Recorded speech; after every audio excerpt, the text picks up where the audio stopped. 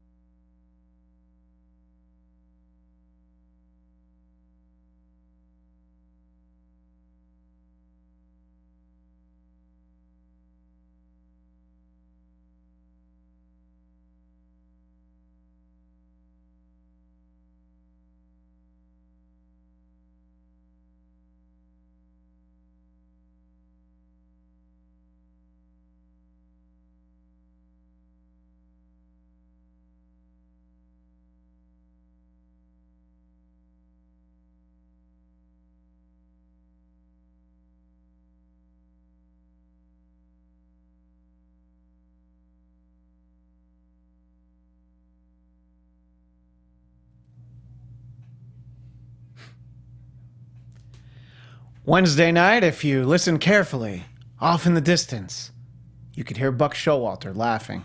Mets Wrap 360 starts now! You're tuning into the destination for TV superfan discussion, AFTERBUZZ TV. And now, let the buzz begin. Oh, that's right. What we need is Meet the Mets. We need to come out big and over the top because, unfortunately, this is our final show for the 2016 season of Mets Wrap 360. Make sure you follow us on Twitter at ABTVMets.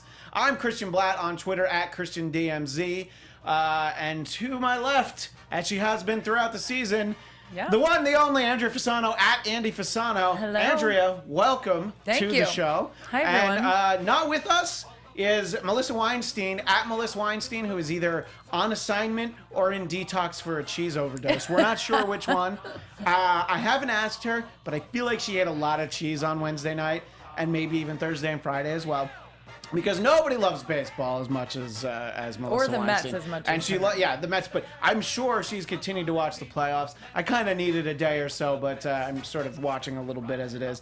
But so again, keep in mind our Twitter is at ABTVMets. Make sure you follow us so that you'll know when we'll be back, all that sort of stuff, which we'll talk about later.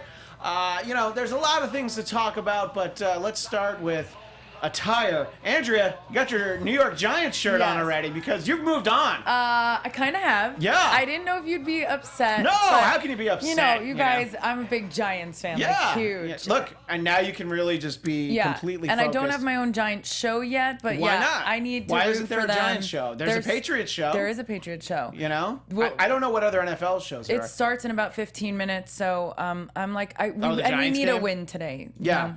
So. There's also a Red Sox 360, and as good as that team was all season, they're probably only going to get one more show than we do. So baseball's funny is what it really comes down to. Let's talk a little bit about the National League wildcard game. We were very excited last week, as you recall. Really looking forward to it. I know you weren't here, but there was a lot of excitement building up to that day, and we were just looking forward to Wednesday. I was along with you guys the whole way. And we were very excited. And here's the thing, if you can even briefly take yourself out of the role as a Mets fan, it was a great game. Yeah. And for 8 solid innings, it was unbelievable, and you could enjoy it, whichever you were frustrated, whichever team you were a fan of, but at the same time, you're like, wow. Mm-hmm. There were great moments, some great defense. That run that Curtis Granderson made into the wall, which you felt like was a game-saving moment, which it was just temporarily. Yeah, right. Exactly. Little things like that. But as I always say with these kinds of games, playoffs. It comes down to that for a reason. I know a lot of people have a problem, and they were even saying it, the announcers, about people who have issues with the fact that these two teams, it comes down to one game. Right. You know, I was thrilled that it was at Citi Field. Yeah, like I thought definitely huge that advantage seemed like for an us. advantage, yeah. Absolutely. But don't you want that game to not be blown out? Don't you want it to be that exciting? So Yeah. you can't be mad. Like you said, it was an exciting game no matter what. You know, it comes down to San Francisco Giants and- fans are like, that was a great game. Totally. Because they have this big moment. Yeah. And, you know, look, the Mets faltered in a few places. I only have one real complaint that I'll get to in a minute. Right. But at the that's same what time, playoffs should be. the Giants just scratched and scraped. And basically, they won on a home run for a guy that Giants fans don't know. Giants players don't know. Connor Gillespie doesn't even know that Connor Gillespie is a member of the San Francisco Giants. And that's, you know, as heartbreaking as it can be, that's a great thing about baseball. Yeah. Some guy you've literally never heard of. You know, Yankees and Red Sox fans will tell you all about Bucky Dent, you know, who hit like 200, but he had one big home run that really mattered in the 1978 playoff. Scott Brocious, Yankee player. He's terrible during the regular season. Always came up big in the playoffs, though. So, you know, sometimes there's knowing the moment.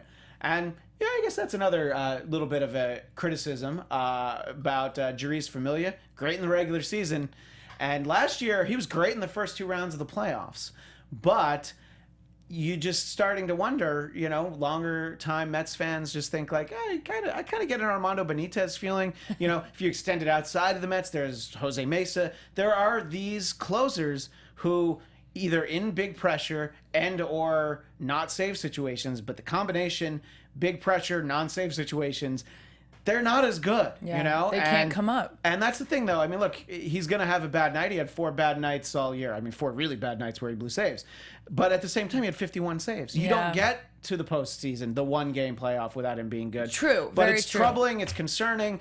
You know, It's frustrating. Yeah, it's very frustrating because, look, for the Mets, they had what they wanted, you know. They had Thor pitched amazing. Unbelievable. He had an incredible game, Noah Syndergaard. And then you had Addison Reed in the 8th. You know, got in a little trouble, but he got out of it, so that's key.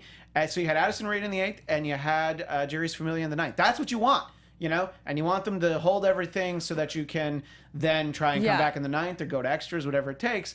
And, you know, they were really, you know, one batter away from getting Madison Bumgarner out of the game. There was a pinch hitter, and then Sergio Romo was going to come in. I like the Mets' chances better. And then that's the insane, frustrating, and to some extent, heartbreaking part.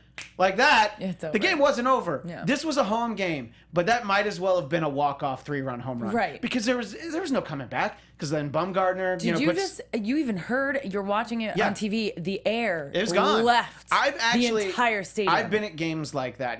I've been at non-Mets games it's like so that. rough. I was at the National League Championship Series at Dodger Stadium in 2008. The Phillies, who, as people know, went on to win the World Series that year. Matt Stairs hit a home run off of Jonathan Broxton, who was the big boy, hard-throwing closer for the Dodgers. And Matt Stairs is sort of a guy who's very streaky. You know, he basically hits home runs or strikes out. Well, he sure hit a home run that night. That was in 2008. I don't know that ball has landed yet. He just crushed it. And it was literally, and that was game 6. Wow. So, like, you felt the air out of the crowd for the rest of the night. And then I was there again the next night. Never came back, like the air, you know. Yeah. It's just so deflating. So for the Mets, unfortunately, this was the top of the 9th in a 1-game situation. But, you know, look, it's frustrating, but there was a point 6 weeks earlier on this very show. We didn't even think it'd be We didn't there. think it was possible. Yeah. The Mets were 2 games under 500. You weren't here that show. Melissa was. I shot the Mets season into space. Yeah. We had funeral. Montgomery Scott, he played Amazing Grace on the bagpipes. It was sad. And then, you know, they gave us something to cheer about for 6 more weeks. And Which was the greatest part, and Yeah, very not for unexpected. nothing is the reason that you're a Mets fan, because Yeah. that is exactly like unexpected, and it made the rest of the season, instead of depressing, Yeah. you know, it's okay to be depressed after 1 game and you know, you're deflated and it's over. Yeah. Instead of the last 6 weeks, like you said, for us to be like every week, Yeah. this is embarrassing, this is over, who are they looking at? I think if it had no, stayed it was like that, wow, I we've would got have some just juice. started doing the show. So, Andrew, what'd you do this Exactly. week? And be like, oh, yeah, Exactly. the Mets lost 4 games anyway. Right. But, no, and look, the Mets made it a much more fun season to watch. And just a lot of unexpected contributors. You know, we've talked a lot about the pitchers that were called up, sort of the emergency core of starters, Robert Gesellman, Seth Lugo, and you think that you're going to have DeGrom, Harvey, maybe even Wheeler next year, but maybe you don't. Now you have these guys that you can really look at in spring training. They're valuable pieces that you either keep in the system or you're able to trade them now because they showed that they're able to pitch at the major league level. Right. So I think that they have a lot of assets to show. And without those guys performing the way they did, the Mets wouldn't have even gotten to that one-game playoff. When not last week's show because they had already gotten home field advantage in the wild card, but 2 weeks earlier, there was still a very real chance that they could have actually shit the bed and not been in the wild card game. So it really came down to the end of the season. It kept the season exciting, and that's what this wild card is supposed to do, the one-game playoff. And if you don't like the one-game playoff win or go home, then you should probably win your division because the Giants, Pittsburgh Pirates fans are going to tell you the Giants and Madison Bumgarner will do this to you, and if they don't, for the Pirates' sake, the other year, I think it was just last year, it was Jake Arrieta and the Cubs. So it's tough because both teams are going to have their horse going, and as both the Mets and Pirates have seen, it kind of doesn't matter if you're home, you know, because the Pirates lost 3 consecutive wild card games. All of them were at home. It's it's just the way it goes. So it's tough, but I'm gonna give my one big real criticism. There's a note from Bonjour Juliet in the booth that Zach is here and he's crying. Please make sure to give him a handkerchief, Juliet. But I'm going to have my one big criticism of the wild card game, and then we're going to move on and be a little bit more celebratory because it was infuriating at the time. I knew it was a problem. Madison Bumgarner. Why is his name not Bumgardner? I just love what that is name. His name should be Baumgardner, by the way, but it's Bumgarner. But anyway, Madison Bumgarner, first 3 innings, threw 21 pitches. They were hacking away. Look, I understand being aggressive. The top of the order should do that. The middle of the order, there are guys in the Mets lineup that were swinging first pitch that shouldn't have. James Loney, I'm going to single him out. But, and again, he's sort of a great part of the story too, because he's a guy that they basically picked up off the scrap heap. But they needed to work the count more because he was able to pitch 9 innings. He was only at like 109 pitches going into the bottom of the 9th, and they had a 3-run lead at that point. If you'd been able to get him out before the 8th inning, there was a chance because that San Francisco bullpen is their weak spot. And honestly, he threw so many pitches in innings 4 through 7 that even if you just had 10 extra pitches somewhere along the way, it was going to be enough to get him out of the game. And, here's the thing. You don't like losing a game like that, but you have to give it up. Madison Bumgarner, he's just a beast. We've seen that in the playoffs against other teams. It's a lot more fun when it's against other teams. Yeah. But it's so they kudos did the to him. same thing the game after against the Cubs. They went really late. Yeah, and it was a solo home run Yep. off of Johnny Cueto, and that's the interesting thing about these playoffs so far is that these games have all been basically decided by home runs. Some of them, like the Blue Jays Rangers series, it's just knocking the Rangers around. But I love that. That's professional baseball to me. But then the other games, it's like that. The game we talked about, the Johnny Cueto, John Lester game 1 of the NLDS against the Cubs and Giants, it was just a solo home run in the bottom of the 8th. Yeah. It was like they've been perfect all the way up to then, So that's really what it is, though. That's my big thing, and I can't criticize Terry for when he didn't go back to Syndergaard, sorry, because he'd thrown too much. He was starting to get into more trouble, but he gave it his all. And that's 2 seasons in a row where he's, really given it all in the playoffs. The only game they won the World Series last year, and he was great in this playoff game. No problem with him. He's their ace, You feel really bad for him. You feel bad for him. All. And he had a tweet about how, baseball just tears your heart out and it heals just in time for spring training. Right. Noah Syndergaard is a great follow on Twitter. I assume if you're a Mets fan and you're watching the show, you already follow him. Yeah, right. In case you don't, you should definitely do it. But, so it's very upsetting. But, not so much that I can't look back and see that it was a great season. And we've been teasing it all year. Oh my gosh. Finally, the moment is here. And if Zach's in the booth, we'll save some for him. We'll see how this goes. We've had the Cabaret bottle of wine Dun, dun, dun. for many years. Not really. I've had it for many years, but we've even had it on the show. How many years have you had this, by the way? 2008, 2009, maybe. Yeah. But it's been closed the whole time. Special thanks to Bonjour Juliette, who opened it for my me gosh. because I was mangling the cork.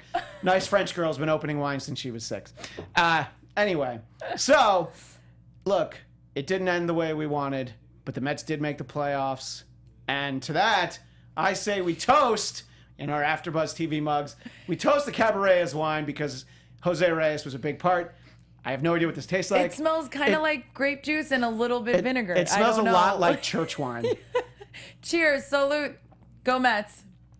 It tastes exactly like church wine, actually. It's fine. It's right? juice.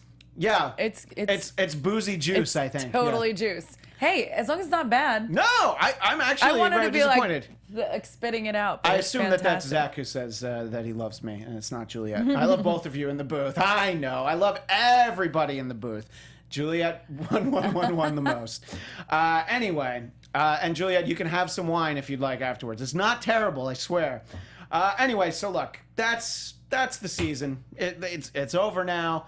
It'll be over soon for a few teams. It's about to be over tonight for the Texas Rangers. You know, had the best record in baseball. Probably not going to win any games in the playoffs.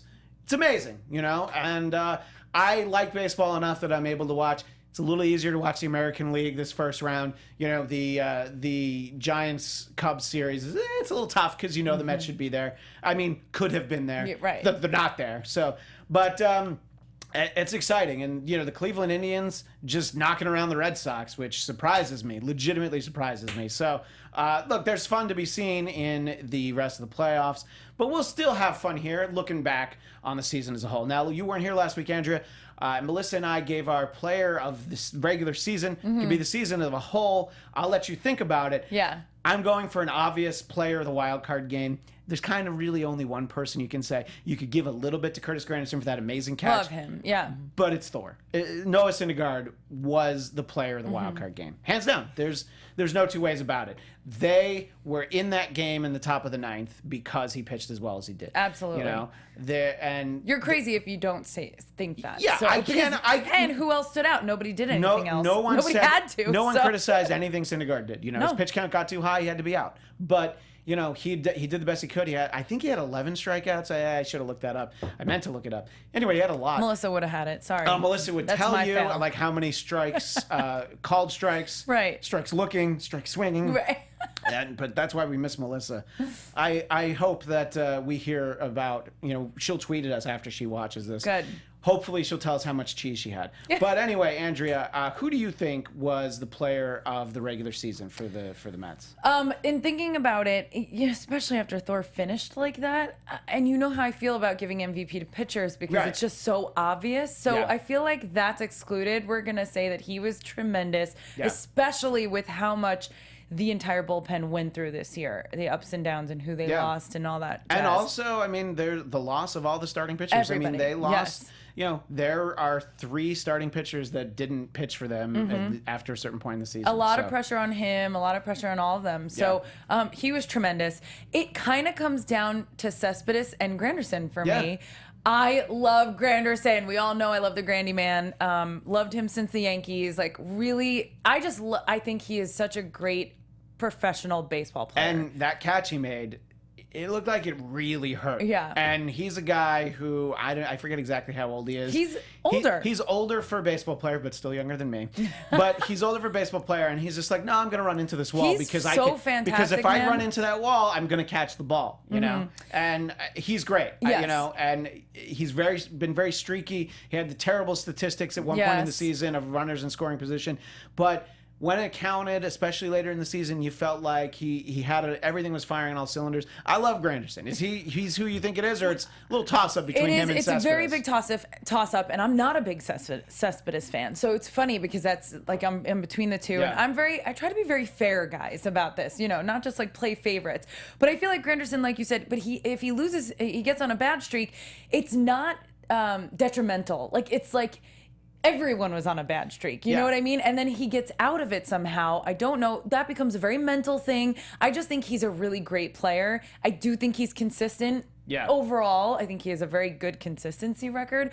But I think Cespedes did more in the long run in the team winning. The lineup was so much better when Cespedes was I in think it. so. Even when he was in a cold streak, you Yeah. pitch everybody else differently because you know he's there looming and you know what he can always do. Right. And we know that I know he's a fan favorite. And Yeah. I know there are a lot of other players on this team, especially towards the second half, that changed the game. You said Reyes and Yeah. a bunch of players. But I think Cespedes was really consistent also in Yeah. that. He had a bad streak too. I mean, he Yeah. was No, and no, he he was did, hurt. and he was on How the many DL times he for a was while, hurt? yeah. Right. So I'm gonna go with him. I'm actually gonna choose Cespedes. So. It's hard to really you, knock sleeve him. You man. know, that's true. He does have the nice green, lime green It's so funny compression when you sleeve. go to a game and you see all these kids with the I sleeves. love that though, and I think Reyes it's started funny. wearing it at one point, and I think that's really Then 2 the years in hair. a row that I would say whether you think he's the most important player, most valuable Right. player of the season, he's a huge difference maker. I think and so. That actually brings us to our next topic, which is looking ahead to next year.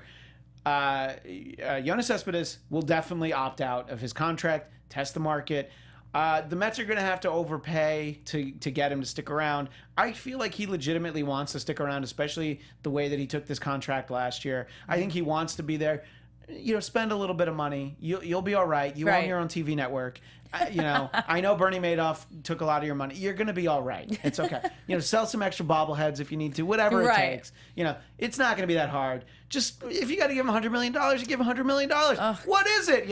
Come on. The Dodgers give $100 million to players that aren't even on the team anymore. That money just Yeah. is and insane. You could give it to Andrea and I, and we'll Yeah, split totally. it 50-50. You know what? We'll go 40-40 and we'll give $10 million to Juliet in the booth. See, Nice. so then we'll have millions of dollars to just give. Oh my around gosh, if you everybody. don't give any to Melissa right now, she's gonna cry. If she were here, maybe Yeah. I'd give her some. Okay. You know what? I'll pay her in cheese. But She look, would be happy with She that. would probably. She might want $1 million. for all of She that. might want some money. But look, I think that they need to do what it takes to bring him back. Mm-hmm. And obviously, there is a certain level that if a team wants to overpay for 6 years, $200 million, all right, you got to let him go. But I think his history, his injury, he's a little injury prone. He's very streaky. I think that somebody's going to offer more than the Mets, but as long as the Mets I make a think good so, deal, too. I think he will definitely, he's not going to give a huge discount, but if it's comparable, he'll, does he want to take $200 million to play for the Miami Marlins? No. So it'll just sort of depend on who offers him what. I you know? agree with you, but I also agree with the fact that if he does get offered somewhere and he wants to go, then let him go. Oh, yeah, no. If he you know doesn't what I want mean? to stick I'm around, not yeah. down with that fighting back and forth Yeah. because if it then does become about money, you don't want him. You know what Yeah. I mean? You want someone who's going to want it. That's where the Mets are great. They love New York. They love the team. They love the fans. And it's like, if you don't really want to play for them, bye. Yeah. Bye, I Felicia. mean, We're good. Exactly. I mean, the St. Louis Cardinals loved having Jason Hayward on the team, but he wanted more money. He wanted to go to the Cubs. So it was like, great, go to the Cubs. Right. And, he's in the playoffs. So Right. it worked out for him. So, so it's interesting. So we'll assume that they make the offer. They re-sign Cespedes. I feel like that's a safe bet. But even if they don't, there are a lot of options for the outfield. Granderson will be back. That's great. You got Nimmo, you got Conforto. You got to look at both of them. There's a reason that Conforto got sent back down, and he hit a little bit better at the end. But he's still, I don't know. It's entirely possible we've seen the best of Conforto at the major league level. Maybe he's not a starting outfielder. Maybe he's a fourth outfielder. Deaza, I don't think you really need to spend that much if you can get him cheap. Jay Bruce, very disappointing after the trade, but it's a $13 million option. Everything I've read, the Mets are going to pick that up. If he hits like Jay Bruce, $13 million is fine. If he hits like the Jay Bruce the Mets got from August onward, it's probably No, not thanks. worth it. Yeah. But look, there's a lot of options in the outfield, and this was something we were going to talk about, a month ago. But then the season turned around, so we didn't have to look ahead to Right. 2017. I feel like either Nimmo or Conforto should be somewhere in the outfield. I love Nimmo. Yeah. I don't think he had enough time to shine. No, I don't think he had flashes of brilliance. He had Yes. these great moments. I think and- he's young. He's going to show a lot. He loves the team. Yeah. He loves to play, and I think he's going to be fantastic. Oh, and also we'll have Tim Tebow in the outfield. So just I remember, cannot wait to see what happens. I'm sure he'll be in spring training, so that's going to be very interesting. We should go. To Port St. Lucie, that'd be amazing. Yes. I love Port St. Lucie. Yeah. We're gonna need some sponsors. Yeah, maybe Cabaret Cabaret's Wine Wine. wants to. We're really enjoying it. It's from Long It is Ball Cellars delightful. in California. Well, Yeah. how about this in New York? Anyway, so look, it's So that's sorry. Have wine, we'll travel. Yes, exactly. That should be a T-shirt. Melissa, make us that T-shirt. And Melissa, I was just kidding. I'll give you $1 million for that T-shirt. So there's some other free agents in terms of the It bullpen. is so juicy. It's like grape juice. Yeah, it's like Welch's grape juice, It is. basically. But it's great, And then fast forward to the end of the show, We're and it's like, taking why are we orders. wasting? Yeah. So there's some other free agents to look at. Fernando Salas and Jerry Blevins, I felt like were the right fit for the bullpen. Obviously, Reed and Familia are the big dogs. Concerned about Familia. He had 51 saves. He's the closer next season. He's the closer until he has a struggle during the regular season that he can't. I thought get you'd past. be more against him. No, at this but point. here's the thing. If he had 30 saves and like 12 blown ones, it'd be different. He was very consistent. He was very good. He definitely kept them afloat in games that were only by one run. Yeah. He blew saves, and he just made a stupid pitch, just like he did in the World Series, Game 1 of the World Series last year. So maybe somebody talked to him about his pitch selection in a big spot.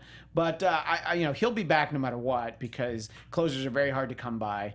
Even a closer that can get you 40 saves, even that. Like if you can get 40 guaranteed saves from anybody, you'll take it. So I think Blevins and Salas will be good, and they'll probably find some other guys. There's a bunch of people we don't need. The Eric Adells of the world and those clowns. That's all right. They'll find other people in spring training. Kelly Johnson, if you can get him cheap, you got to bring him Yeah, back. Are right. you kidding? Right? Anything he ever did turned to gold. Well, there were a Just lot kidding, of strikeouts, just but there were a saying. bunch of home runs. Yeah. They have but that's the thing. It's like they have a cheap option on Jose Reyes. They'll definitely pick it up because when they signed Reyes, we talked about it on this show. This was even above and beyond the best case scenario I thought we were going to get.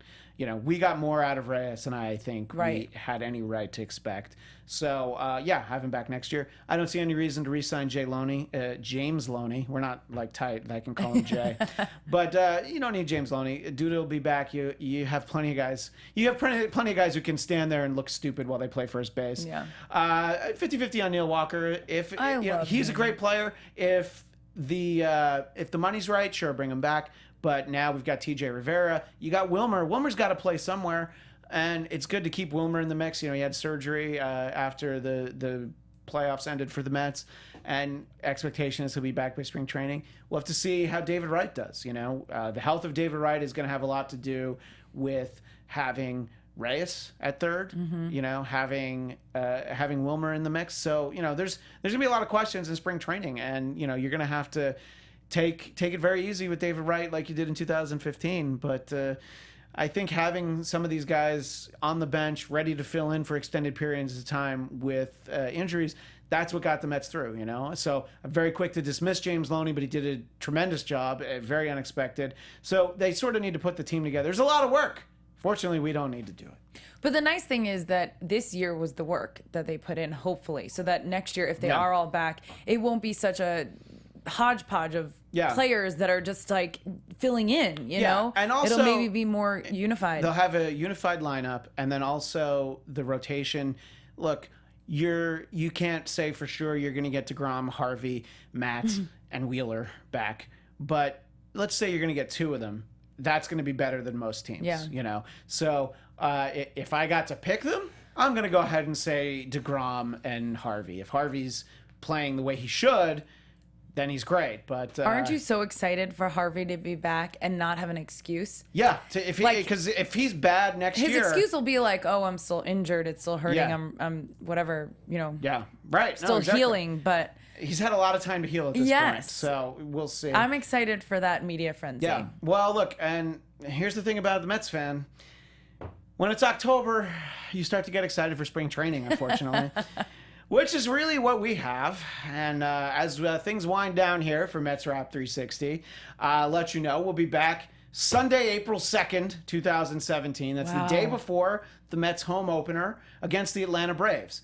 And so, we'll have a little preview of the season, wrap up on spring training. Maybe we'll get to go to spring training. I don't know. Follow us on on Twitter at ABTV Mets, so you'll have your updates. But make sure you subscribe to Mets Wrap 360 on iTunes, because if you subscribe, a new episode will magically just appear in April, and you'll be like, oh yeah, I'm ready to start talking Mets again. Right, so that'll so don't be great. forget. Yeah. So look, it's a long ways away, but you know what? Before you know it, it's going to be here. There's so many holidays between now and then. Yeah, really.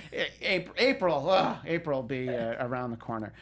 So in the interim, you'll be able to find us in a variety of places. To find Andrea, she's at Andy Fasano, and you can find her most Sunday nights on the Quantico After Show here at AfterBuzz. Sundays, now the show airs at 10, so when's the after show? So we watch it here at 10, and then we tape at 11. Yeah. Pacific time. Pacific. So 2 a.m. Eastern. So it's super so late. Maybe Quantico fans on the East Coast. Pay attention the next day. Yeah, just go ahead and download it the next day or watch it the next day. And we're all over YouTube. We're always answering questions, and it's a really fun season 2 so far, so tune in. And what's that you say? You want to know how to keep in touch with me? Yeah. Okay, I'll tell you. I'm at Christian DMZ. That's on Twitter and Instagram. And I believe at Andy Fasano is also your Instagram. Yep. And you won't have to wait long to see me, because you can see me tonight in a few short hours. We'll be doing the after show for tonight's second presidential debate. My role is the moderator of Trump versus Hillary. That's AfterBuzz's weekly wrap-up of this crazy election season. You can follow that show on Twitter at TrumpHillary16. And we'll be doing the after show of the debate tonight at 8 p.m. Pacific, just a short time after the debate. And of course, there's even more. That's not all I do. I have a weekly podcast called The Bladtcast, BLADTCAST. Go to blattcast.com for more information. And finally, on Mondays and Thursdays, 7 p.m. Pacific. I typed the wrong thing.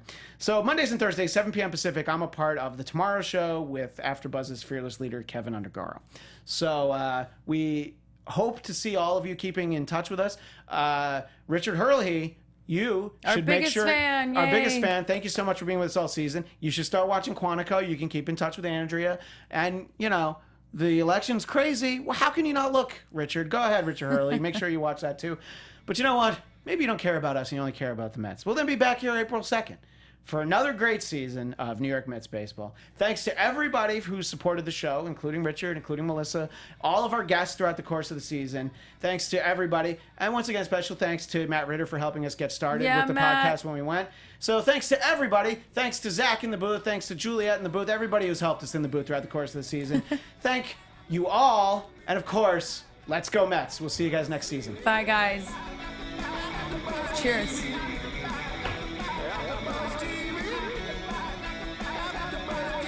From executive producers Maria Menounos, Kevin Undergaro, Phil Svitek, and the entire AfterBuzz TV staff, we would like to thank you for listening to the AfterBuzz TV network.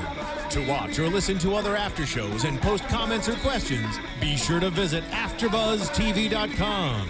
I'm Sir Richard Wentworth, and this has been a presentation of AfterBuzz TV. Buzz you next season. The views expressed herein are those of the hosts only and do not necessarily reflect the views of AfterBuzz TV or its owners or principals.